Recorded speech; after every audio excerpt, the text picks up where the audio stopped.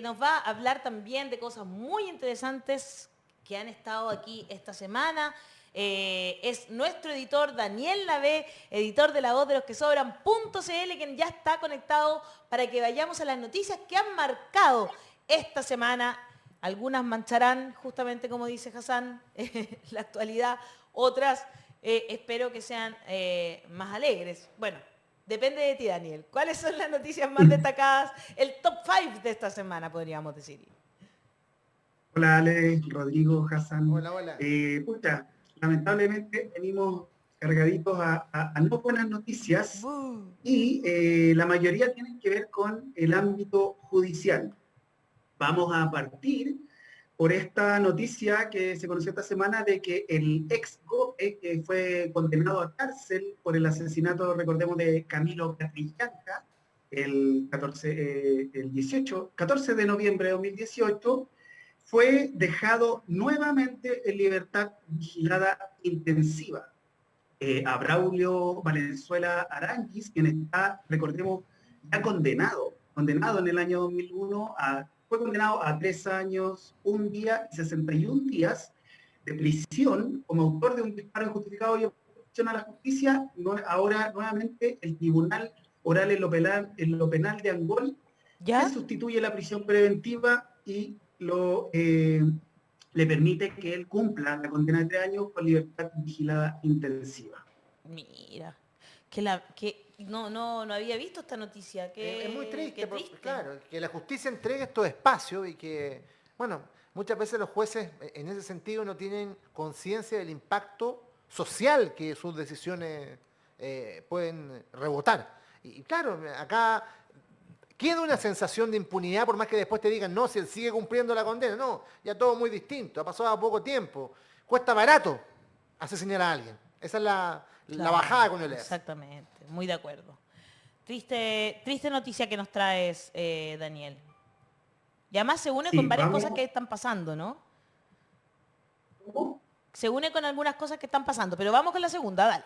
Sí, que hemos revisado acá. Mira, vamos a ver la segunda, que de alguna forma podría ser lo opuesto a lo que acabamos de ver, y que es un reconocimiento simbólico, como lo dijo el abogado de este caso, el abogado demandante, y es un fallo inédito de la Corte Suprema que se anularon los decretos que dieron de baja en el año 1973, los decretos surgidos a partir de los consejos de guerra, que recordemos era esta institución a través de la cual se justificó la matanza, digamos, de la dictadura, juicios de guerra totalmente al margen de cómo debían hacerse, era una justificación simplemente. Conocemos varios casos ya. De hecho, el ex comandante en jefe Emilio Cheire estuvo involucrado en un caso de consejos de guerra y esto se anuló por parte de la Corte Suprema los decretos que habían dado de baja a 5 subtenientes de la FACH que resulta que eran militares constitucionalistas y fueron acusados entonces falsamente de sedición. Es importante mencionar acá que esto está enmarcado en el proceso Fiscalía de Aviación versus Alberto Bachelet. Recordemos el papá de la expresidenta Michelle Bachelet, que muere producto de las torturas que le aplicaron sus propios compañeros de armas. Y los beneficiados con este veredicto son 5 exmilitares: José Greenwald, Oscar Navarro, Pedro Pons, Jorge Dixon y Ricardo Navarro Díaz.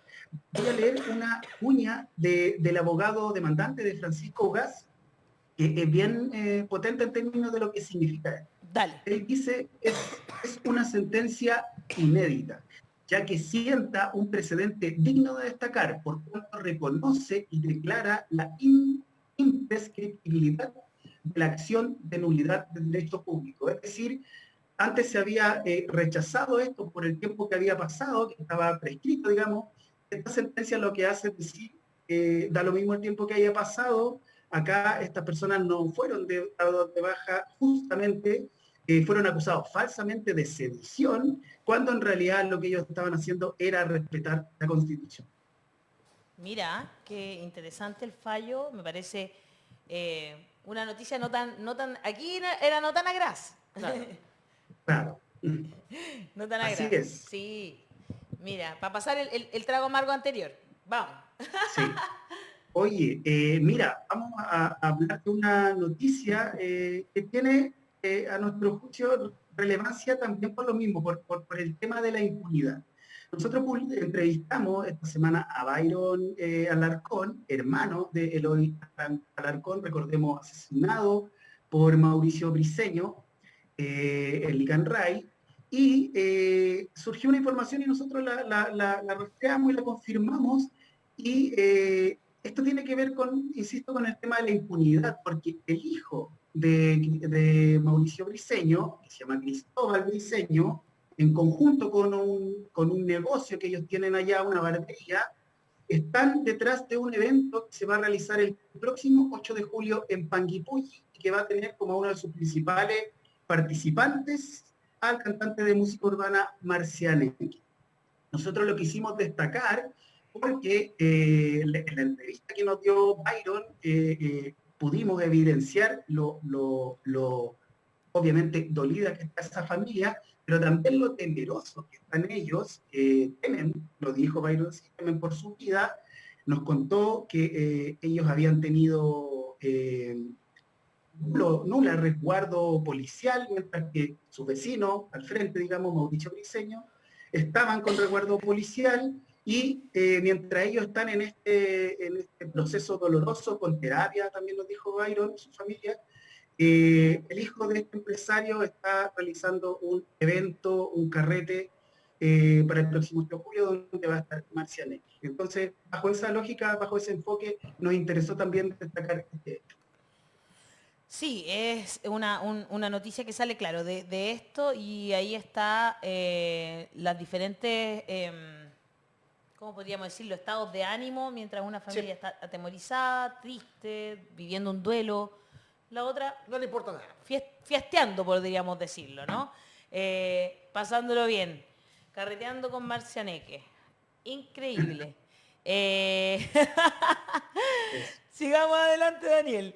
¿Qué más nos trae hoy Oca, día? hoy, mira, esta cuarta noticia es interesante en términos de lo que se puede conseguir con accediendo a la ley de transparencia. La ley de transparencia, quizá mucha gente lo sabe, es una herramienta muy útil para conseguir información a la cual tiene acceso cualquier ciudadano, no solamente quienes ejercemos las comunicaciones. Y recientemente, esta semana, la Corte Suprema ordenó al Ejército de Chile entregar la nómina de los viajes que han realizado al extranjero los generales de la institución entre los años 2018 y 2020. Esto surge por una solicitud que en diciembre de 2020 realizó Valentín de las Fuentes, quien, entre otros requerimientos, le pidió al Ejército de Chile la copia de los viajes al extranjero que ellos de los cuales tengan registro, ocuparon recursos fiscales entre estos años, 2018, 2019 y 2020, de los generales del ejército identificados por su nombre, el viático pagado, el lugar de destino, si viaja o no con su señora. Porque sabemos, se ha dado a conocer, digamos, en el caso de Fuente Alba principalmente, que hay gastos que son compartidos, digamos. Claro. Lamentablemente, la Corte Suprema no accedió a toda la solicitud, no accedió al monto que se les asignó a estas personas y al lugar, pero sí al detalle de quiénes son los generales del ejército que viajaron al extranjero con fondos fiscales, y Valentín Verafuentes, por lo que pudimos leer, quedó conforme, digamos, con que a través de su solicitud de transparencia ahora podamos conocer ese detalle importante para los casos que lleva, recordemos, nosotros lo hemos seguido, la ministra Romy Rutherford. Mira, buenísimo entonces. No accedieron a todo, pero al menos sí Qué bueno. a entregar esta nómina de viajes al extranjero de los generales entre 2018 y 2020 para que siga este proceso, ¿no es cierto?, en la justicia y que ha llevado de manera bastante valiente la jueza Rutherford. Y con muchas dificultades, y ahí está. Claro, por eso digo que valiente, fuerte, una mujer fuerte. La estuvieron espiando hasta ella, recordémoslo. Sí, sí. Así Oye, es. queremos en esta quinta nota invitar a la gente a ver el capítulo de estreno de La Voz Municipal de ayer, donde estuvieron los alcaldes Jorge Stark y Alejandra Burgos de Curanilahue. Y yo destacaría ahí, ¿Ya? ¿Qué lo, destacaría usted, lo- tú- don editor? eh, me gustó el cómo esta persona, los dos alcaldes aterrizaron finalmente las necesidades que tienen los municipios. Veía una parte donde Alejandra decía que lo habían conversado con Jorge Char, en términos de que, claro, puedes tener, por ejemplo, en la llamada zona sur, muchos militares desplegados, pero hay problemas mucho más puntuales, cotidianos, que no están siendo resueltos y que para ellos se necesita, digamos, de otro tipo de mecanismos de ayuda a los municipios. Eso me pareció muy interesante porque finalmente el sentido del programa que se estrenó ayer es precisamente que la gente conozca, digamos, y tú, Ale, lo sabes muy bien, cómo funcionan finalmente los municipios. Claro, la idea es ser un poquito didáctico en ese aspecto y también relevar la importancia que tienen mm, para el trabajo de los gobiernos locales, que esperamos que con la nueva constitución adquieran más fuerza, digamos, eh, y también cómo es súper importante tener esta relación con dirigentes sociales, con la comunidad organizada. Eso es una parte súper importante del programa y por otro lado, que tengamos más poder también, porque finalmente somos como la primera línea, ¿no es cierto?, de la relación con vecinos y vecinas, pero no tenemos el poder para hacer prácticamente nada. O sea, no hay sobre atribuciones. todo lo que tiene que ver con las policías, ¿no? Ayer que el tema era seguridad, claro, no hay atribuciones verdaderas y no hay facultades para poder Es muy avanzar. limitado lo que puede hacer un equipo de seguridad ciudadana y depende mucho de los Casi recursos nada. que tenga el municipio también, porque entonces ahí no hay cancha pareja. O sea, de hecho, depende muchísimo. Fíjate que yo no sabía, porque he visto como la escala de las diferencias en la región metropolitana. 1.100.000 y algo en Las Condes y Vitacura versus 140.000 en Cerro Navia, por poner un ejemplo, ¿no? Pero Alejandra decía que en Curanilahue el per cápita es de 35 lucas. Claro. ¿Qué haces con 35 lucas per cápita? Una comuna, es nada. Y después tenemos que estar entonces haciendo concursos para que la gente pueda tener desde pavimentos hasta, no sé, cambiar los techos, poner luminarias. Y por supuesto, un municipio que tiene menos recursos no va a tener tampoco los profesionales necesarios para poder tener un buen desempeño en ese concurso. Claro. Y se lo terminan ganando entonces aquellos que sí pueden contratar profesionales de primer nivel. Es como un círculo vicioso muy horrible que tiene que ver con la inequidad territorial y que estuvimos conversando ayer en este primer capítulo de La Voz Municipal y se agradece al editor Daniel Lavé que lo esté aquí relevando. Porque la verdad vamos a estar todos los jueves a las 20:30 y también tenemos un consultorio donde tú puedes mandar tus preguntas y cada jueves vamos a tener un tema y un alcalde o alcaldesa distintos que van rotando. El proyecto, sí. Un bonito proyecto. Eso, oye. Y para terminar, queremos invitar a la gente a leer una nota que subimos recién, así que es como una suerte de bonus, que tiene que ver con una denuncia reciente. Es dolorosa la denuncia, sobre todo a quienes, bueno, en general la gente siente mucha empatía por los animales, pero leer el relato de Magdalena Gacitúa en su cuenta de Instagram es bien desgarrador. Ella cuenta que estaba en un día normal, digamos, en su casa, en Pirque, cuando de pronto escucha un disparo, ella junto a los trabajadores que están haciendo arreglo en su casa y su mamá salen y ella encuentra a su perrito en el patio de su vecino, muerto en el suelo porque éste le había disparado.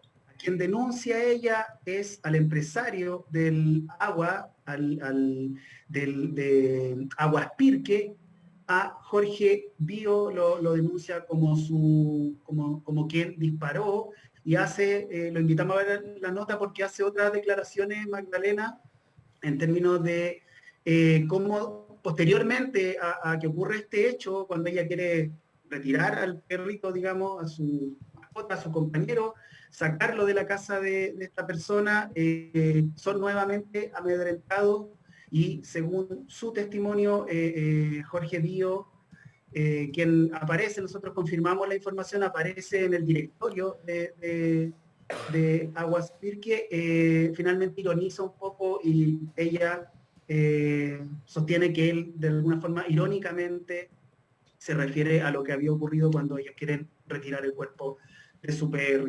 Así que lo invitamos a ver este caso, en Twitter ya se está hablando un poco de esto, para que no quede nuevamente la impunidad a un caso como este, y considerando también que a partir de algunos años atrás, el escenario para quienes maltratan a los animales cambió a partir de lo que implica los alcances que tiene la llamada ley Cholito.